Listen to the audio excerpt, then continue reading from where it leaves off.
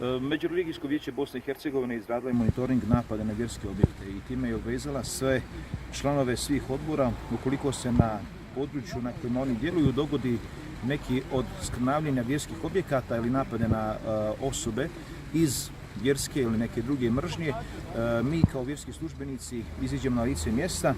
i osudimo sam taj čin. Tako da je ovaj čin uklanjanja križa ispred spomen obilježja na trgu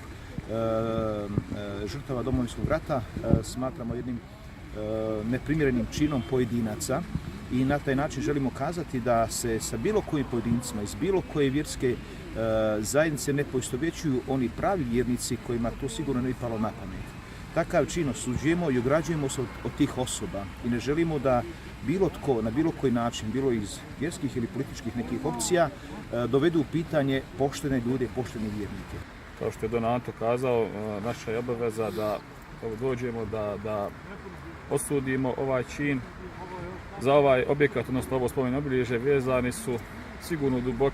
duboki osjećaj, duboke emocije Hrvata koji žive u našem gradu. Narušavanje, činjenje štete na ovom spomeniku je u stvari napadanje i udaranje na emocije naših sugrađana, što svakako osuđujemo. I kao što je Don Anto kazao, ovim činom također želimo pokazati da naše zajednice nisu i ne djeluju u tom smislu da nekoga usmjeravaju ili ukazuju da čini ili postupa na ovaj način, ovo kako su ovi uradili koji su to radili. Isto također pridružujem se osudi ovog nemilog događaja,